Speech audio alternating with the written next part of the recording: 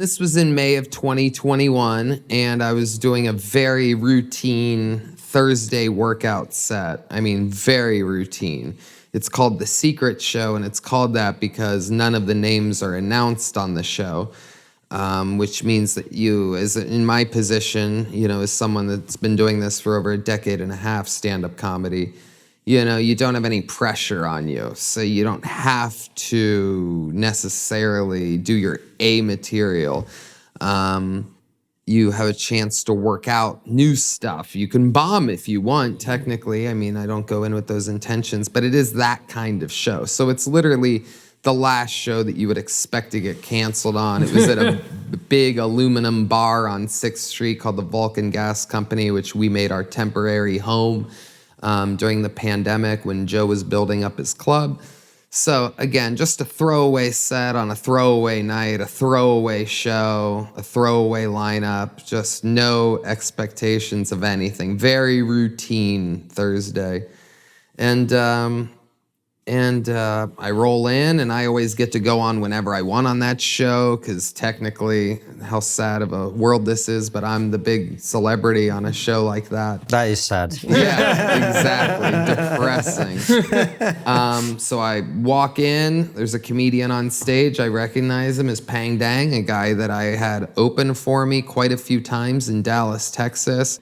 Pulled him out of the bucket on Kill Tony many years ago, 5-6 years ago. I thought he was charming and very Asian. So it's like different than me. So it's fun to have someone like that open for you. So he opened for me a few times in Dallas. He was on Kill Tony at least once. And so I knew that he knew me, I know him. And he's going on and on during his set about how white people are so bad and Asian people have done all this great stuff. And, this is during what they were trying to make appear to be Asian hate time. Like that was different during that time because there was a lot of homeless people with mental illness attacking Asian people in New York City.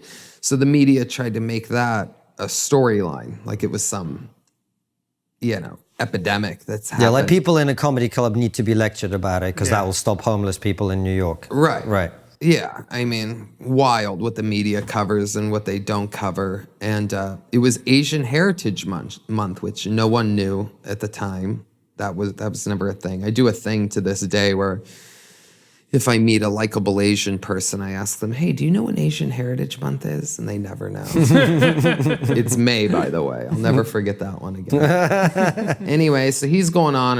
And he's also, I do believe he went slightly over his time. There's just a thing that I've always done. I was built in the darkness of the Comedy Store in LA at a very dark time with very... the comedy wasn't even that cool yet. It was more of a carnival type of thing back then. Chappelle was retired and Dane Cook was on top. And it was just a dark time for the art form. And there was no Netflix. There was no YouTube specials. So it was just up to HBO kind of and Comedy Central, which was a sinking ship. Anyway, my point is that the time when I started, when I was constructed as a comedian, was so dark, and I've always been a maker funner of people, a roaster before that was even a famous word. It wasn't, if I could take you back to 2007, you'd be surprised to know that there were roasts. They called them roast. Oh, there's the old roast with Dean Martin, and there's the Comedy Central roast that happens every other year. But it wasn't a term like it is now. Anyway, so I got good at it. I got really, I worked on it. And so I became known for that. Everybody knows that I make fun of people. Anyway, so cut back to the night, that show, I am already frustrated because he's going a little long. I just want to get up and get out of there. He's saying that white people basically ain't shit. And it felt like it was kind of like, another thing about that show specifically is sometimes they get a dumb crowd. Yeah. They're going to a workout show on a Thursday night. They don't know who's going to be there. So they're kind of chuckling along. And I'm thinking to myself, these fucking idiots are laughing at fucking, kind of like, I don't want to say lefty leaning, but it kind of was that night. A groany, lefty-leaning kind of crowd that's kind of like, hey, not laughing, but giggling at this stuff that he was saying because they felt like he had the timing of it being funny. But if you watch the video, it ain't really funny. Anyway. So it's all boiling up, and I figure, okay, I'm going to take a few jabs at him. By the way, I didn't even know he was Chinese. I was going to use the C word on him, whether he was Japanese, whatever. It didn't matter to me. I was just in the mood to use a funny, dark word. That's how I often establish my sets at the top. I like to hit them so that the rest of the set, they're like, okay, we know what we're in for with this guy, right? So yeah, it happened. I made fun of him. The famous, very well edited by him clip. Hello, good evening, welcome, hello. How about one more time for the filthy little fucking that was just up here? While all you fucking race traders are hooping and hollering, I'm back there watching you puking in a fucking bucket. Oh, we making a gunpowder. Oh, you want extra soy sauce. Oh, you borrow money from us. And you guys just eating it up, you fucking pussy. Fun facts about the moment that it happened was I had a camera rolling for my set that was rolling throughout the night. We don't ever do anything with anybody else's set, but he didn't know that there was a camera rolling throughout the night. And when he found out that he was bringing me up, he asked Red Band, the host and producer of Kill Tony, a guy that I've worked with. We've made, worked together for over a decade. He asked him, it's his show, if he could record his set, which is, rare in Texas Austin for that to happen. But Red Band gave him permission. Red Band thought it was interesting that he asked after he found out that he was bringing me up. That's something to remember for later. This story's kind of crazy. I think you guys are in for a little bit of a treat. And I notice that someone's recording from the audience, and it was the friend that he asked to record his set. But I ignore it. I notice that it ends a couple minutes after I'm up there. I'm already into material, so I don't care.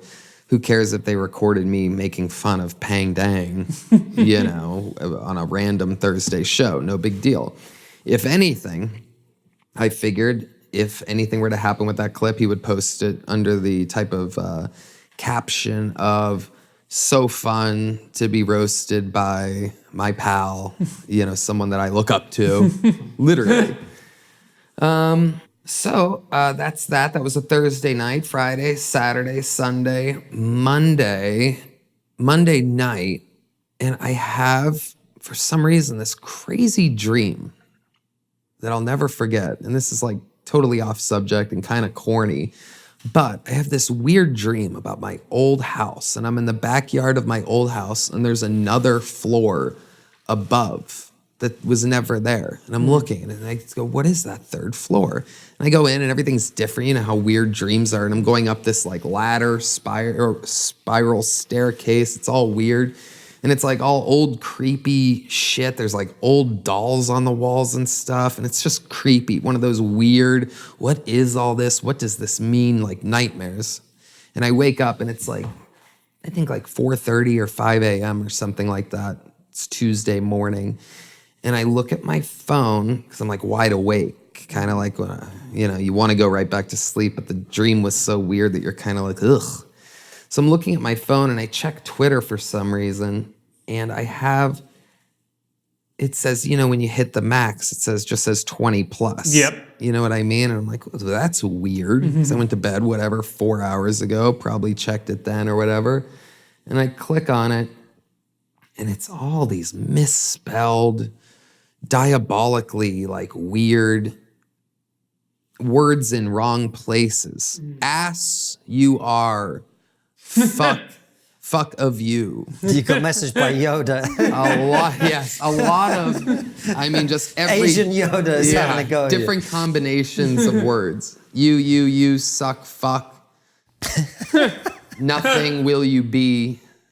ever shall you fail. Like, I'm like, what is all this? I mean, it sounds mystical. Oh, I know. And I'm literally like, what is going on? What in the world is going on? So I end up clicking on some of the profiles to see, like, what are they even referencing? Like, you normally, if you click on something, there's like a video or something under that, and then you see what they're commenting on or anything, but there wasn't anything to comment on. But I click on another profile and another profile, and I'm clearly seeing that it's Asian, but all these people have 0 followers for some reason. 0 posts is a big thing. Very common with this. So I have no idea what's going on. And then I find one that has a video. And there's Chinese captions, and then there's a whole Chinese letter, Chinese written article underneath it. So I copy and I paste it into a translator. And it says, this is where things get weird. I think you guys will appreciate this, because my cancellation's kind of special and weird in a way. Kind of like you, Tony. Yeah, I think so. So I translate it, and it literally says, Chinese-American comedian Pang Dang was, what was the radical terminology that they used? I mean, it was, was racially whatever. I can't even think of it. It's Racially abused? Oh, yes, something like that. Just ridiculous verbiage by Tony Hinchcliffe. It doesn't say roaster, doesn't say comedian. I find it all so interesting. And it said, comedian Pang Dang tweeted at 11:15 a.m. that this, and it was what he said. But what's interesting, if you remember, is that it's 4:45, 5 a.m. 11:15 a.m. on Tuesday, which I'm reading in the translator, hasn't happened yet. I go to Pang Dang's Twitter to see if he's tweeted anything, and he hasn't. Yes, there is no video. There is no tweet. 11:15 hasn't happened yet. So I'm like, I don't know what any of this means. This is so weird. Who gives a shit? I'm going back to bed. Fall asleep, wake up an hour later, hundreds more. You fuck, die, shit, brain shit, fuck, you, die, you gonna die, you gonna you die. I mean, all of these things. And I'm just scrolling like, what the fuck is going on? It's getting bigger. I fall asleep, wake up an hour later, it's getting bigger. Now it's like I wake up and I'm actually awake now. It's like 10:30. I check again. Pang Dang hasn't tweeted this thing. What is going on? What is this article? 11:14, 11:15. And now I'm looking at it because I'm getting all of these things from this one big Chinese article. It makes sense now. It's coming from China. They're not allowed on Twitter. So that's why they have 0 posts. That's why they have 0 followers. This is their one way of harassing somebody in America, is by creating a fake screen name or whatever, logging on and saying a bunch of jibber jabber, out of place bullshit.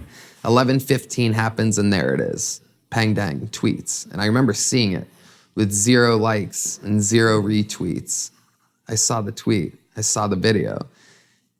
The interesting thing that I forgot to mention is that in the Chinese one, it's in Chinese captions. I think it's like neon green or something like that.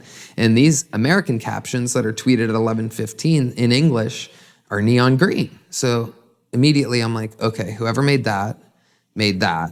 And this was a coordinated, without a doubt, this was coordinated over the weekend, an attack on me. So blatantly, and this has never been, I never blew this up anywhere or anything. This is exclusive TRIGGERnometry. This is what we built this channel for, Tommy. Yeah, because I mean, I made it through this. I'm wildly more successful, thank God, than I've ever been. So here's the exclusive, is that obviously it was a coordinated attack. Obviously, he's in cahoots with the Chinese media. You know what I mean? Like, it's just blatant. They did a report about a tweet that didn't happen. And they fucked up because they didn't get the timing right. However, the time zones or whatever, somebody fucked up because they leaked this story before it even happened. So 11:15, the tweet goes out, and again, right then in that moment, I'm still thinking to myself, because I haven't put it together, that this is a cancellation, that this thing's gonna blow up. I'm literally thinking to myself, bang, dang.